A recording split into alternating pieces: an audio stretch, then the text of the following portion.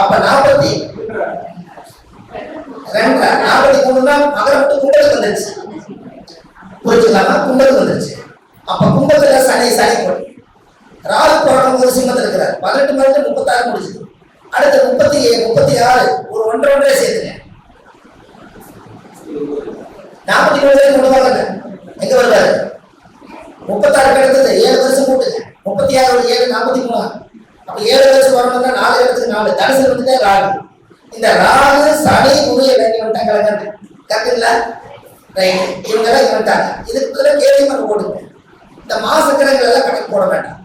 ராகு கேது குரு சனி இவங்க போட்டீங்க. இப்ப தூக்கி என்ற விருச்சி இலக்கணம் பிறந்த லக்கணத்துக்கு விருச்சிகளை வைங்க. எனக்கு 2ல ராகு தோஷம் இருக்கா? எனக்கு 2ல ராகு இருக்குது. இப்போ கரெக்டுங்களா? பிறந்த லக்கணத்துக்கு எனக்கு 2வது ராகு இருக்கு.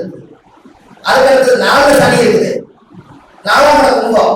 30 வருஷமா வீடு வாங்காம வந்து சனி கிட்ட போனதுக்கு அப்புறம் டிகிரி வாங்கியிருக்கேன். எப்படி எனக்கு 4ஆம் இடத்துல விருச்சிக லக்கணத்துக்கு பிறந்த லக்கணத்துக்கு அந்த சனி கரெக்டா வந்து இப்ப கும்பராசியில இருக்க. அப்ப விருச்சிக லக்கணத்துக்கு 4ஆம் அதிபதி 4ஆம் அதிபதி ஆட்சி. கரெக்டுங்களா? அப்ப 4 குடைகள் ஆட்சி. அப்ப 4 குடைகள் ஆட்சியா இருக்கும் போது இப்போ சொன்னைகள் 2 கிடைச்சதுனால இந்த சனி இவ்வளவு வருட கலந்து வந்து அவரோட சொந்த வீட்டுக்கு போகும்போது நம்மளுக்கு வீட்டை அமைச்சு கொடுத்துருக்க. கரெக்டுங்களா? இது வளரும் ஜாதகம்.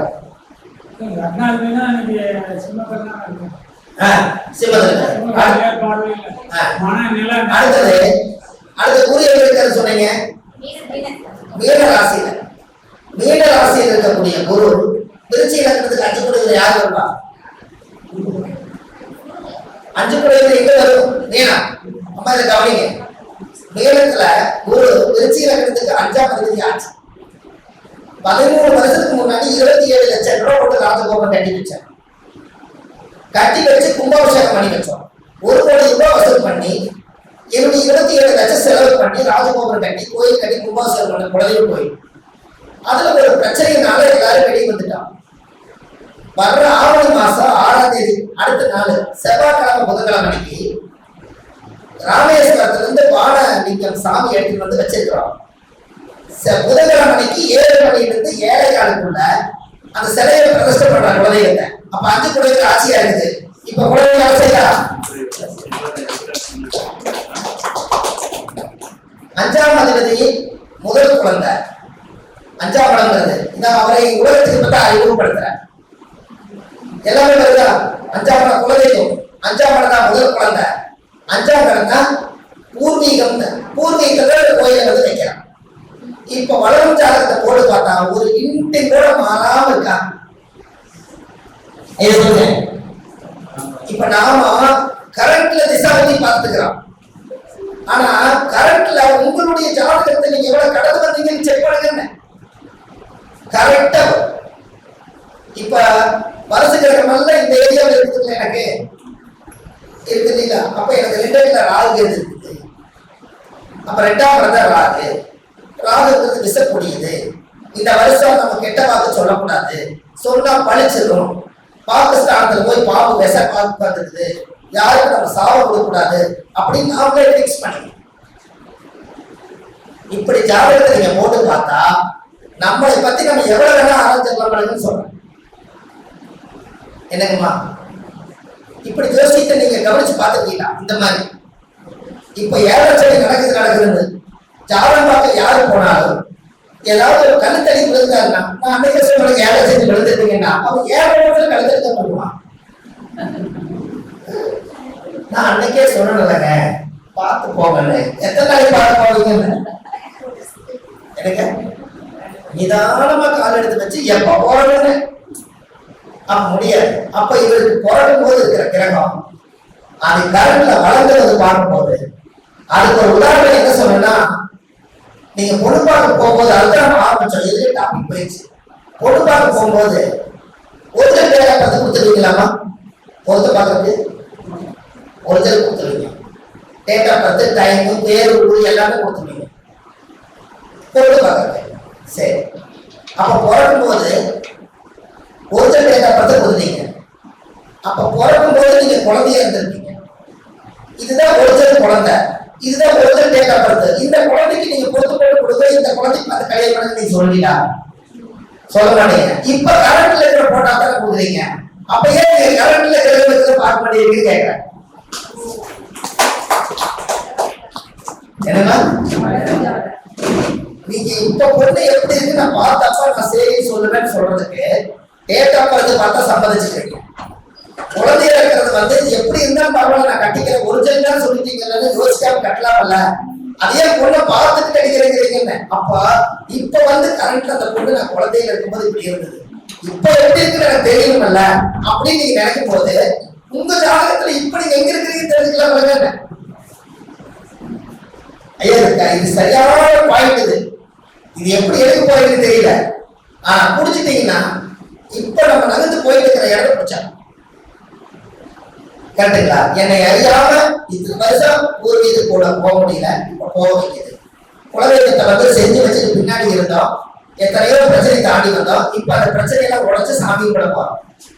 அப்போ நம்ம வீடு வாங்கினதுக்கு திசாபுத்தியே காரணம் இல்லை, அன்றைய கோச்சாரமே அந்த கரண்ட்ல வளர்ந்ததே இவ்வளவு தூரம் பார்த்தது.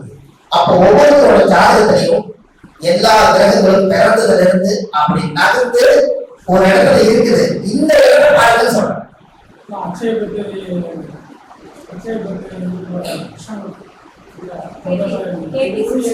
எதுவுமே வேண்டாம், ஒரு பேரே கிடையாது. இப்ப நீங்க எங்கெங்க எல்லாம் கிரகம் பிறகும்போது வயச கணக்கு கூட அந்த கிரகம் போட்டு வச்சுக்கங்க, அந்த கோயில் போயிடுவாங்க. நீங்க அந்த கோயில் போயிட்டு வாங்க. இப்ப எனக்கு 4 சனி இருக்குதாங்களா? சனி எனக்கு யோகத்துக்கு வீடு கொடுத்தாரா? திருநள்ளாறு கோயிலுக்கும் உச்சவருக்கும் போய் சாமி கும்பிட்டு வந்தா இன்னும் 4ஆம் பாவத்துல அந்த சனி போறதுக்குள்ள இன்னும் 2 வீடு கொடுத்தாரு, வாங்கிட்டு விட்டுருவோம். ஏன்னா போனதுக்கு அப்புறம் 30 வருஷம் ஆகுமே எனக்கு. அதனாலதான் சனி என்னைக்கு போய் கொடுத்தாருன்னா, சனி என்னை கொடுத்தாலும் அந்த சொத்து அழியாது. ஏன்னா அவர் மெல்லமா நகர்ந்து நிதானமா யோசிச்சுதான் ஒரு விஷயம் செய்வார். மற்ற கிரகம் எல்லாம் கொடுத்து பிடிக்கும், சனி பகவான் கொடுத்தது மட்டும் நிலையாது.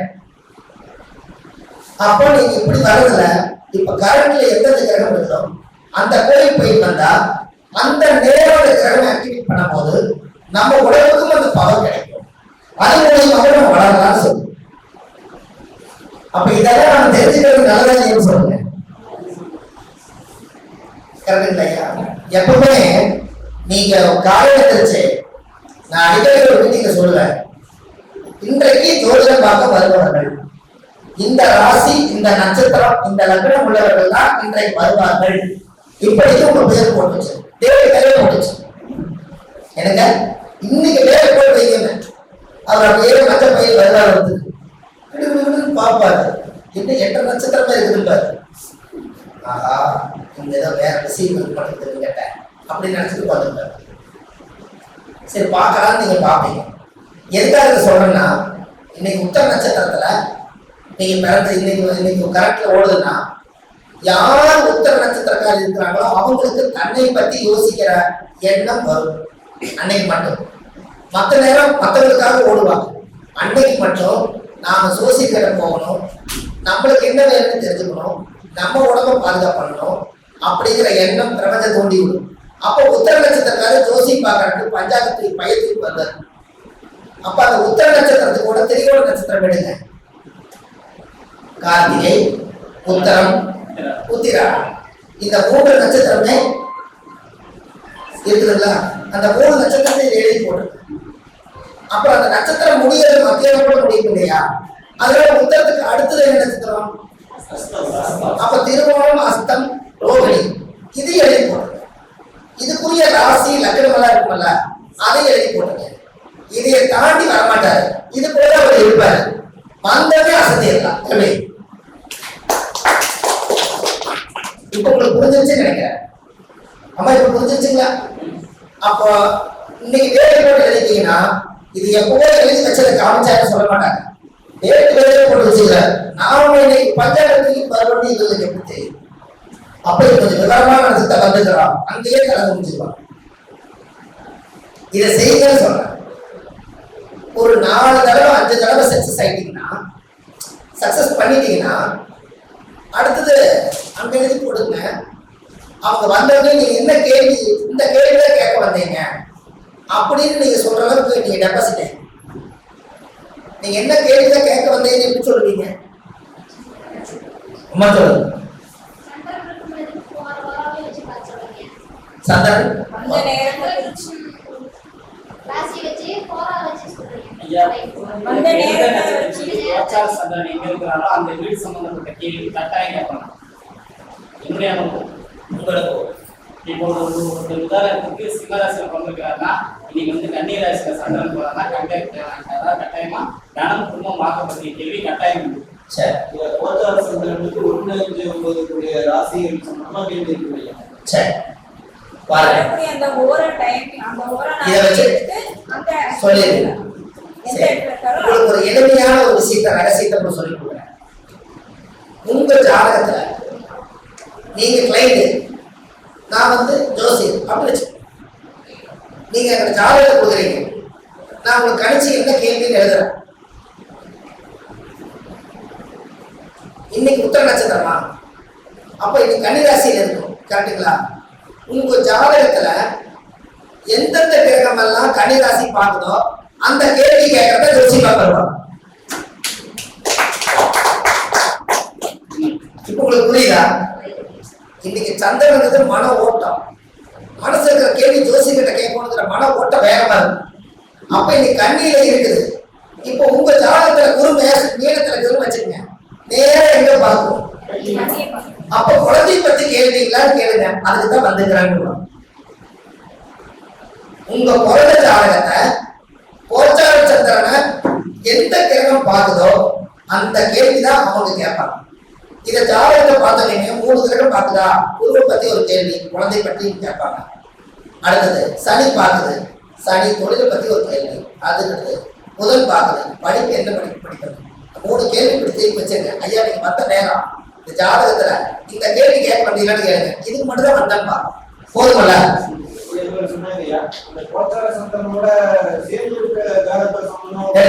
அடுத்த கிரகங்களை எடுத்துக்கலாம்.